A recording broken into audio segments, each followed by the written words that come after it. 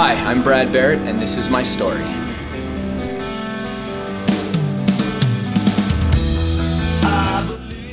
So I've lived here about 3 years now, and I have been in the restaurant industry since I moved here, and got into bartending really quickly, which was a great job for me because I was an alcoholic, and fits very well. You know, it's pretty much just a continuous party, just drinking every single night and often day, to the point where you just lose track of what you're doing, and you just have no track anymore. And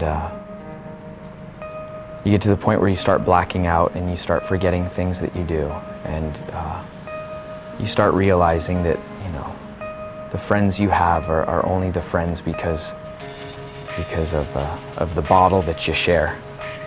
And it becomes a pretty devastating place to be, and a pretty lonely place.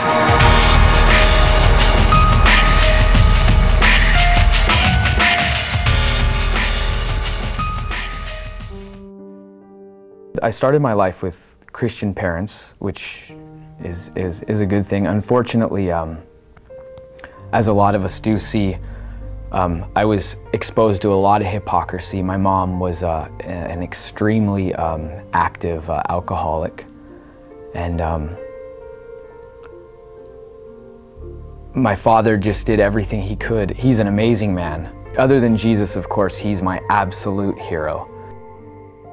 My mother was absent quite often because of alcoholism. She was in and out of hospitals quite often, and I saw her go out on a stretcher after a suicide attempt for the first time when I was 10 years old, and that by far wasn't the last time that that we, our family, encountered that. Through seeing all this, I developed so much hatred and so much anger and so much rage that I didn't know what to do with it. My mother and I just would have terrible yelling arguments, and I just couldn't hack it, and so I left with the words, "I hate you," literally, were my last words, were "I hate you" to my mother, and I slammed the door and I was gone. What brought me here to Hawaii was about a year after high school, I got married. I married the girl that I was dating for a while in high school, and despite having just an awful relationship, we for some reason decided to get married anyways, and that was destined for failure. And so moving out here with the devastation of a divorce, and just having no trust for anyone, and having just this continued rage just even swell up even more so, I definitely moved here to start over and to look for something brighter. You remember your first service? Fairly well. My first service was a Saturday evening.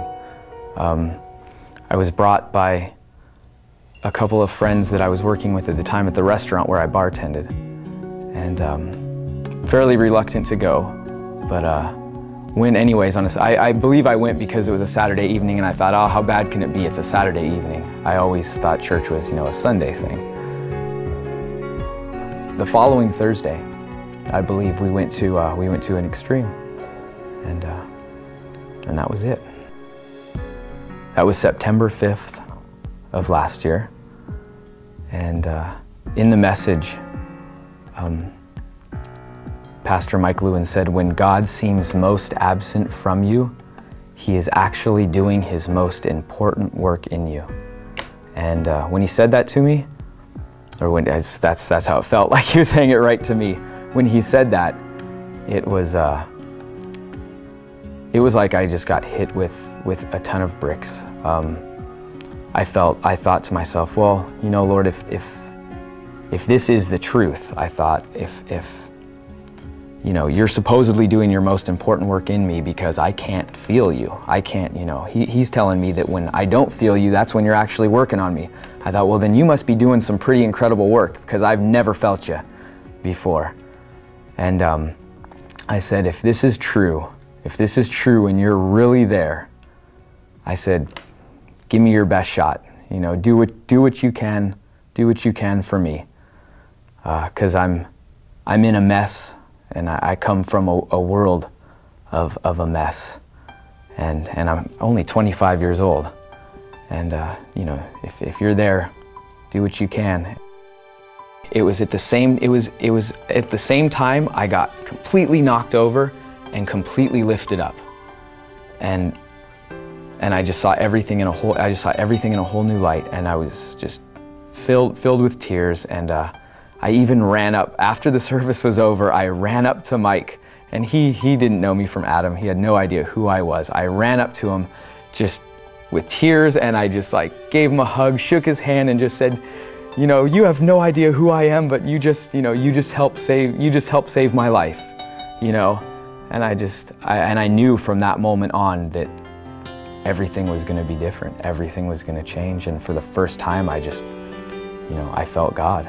For the first time, I felt His presence, and I felt His hand on my life.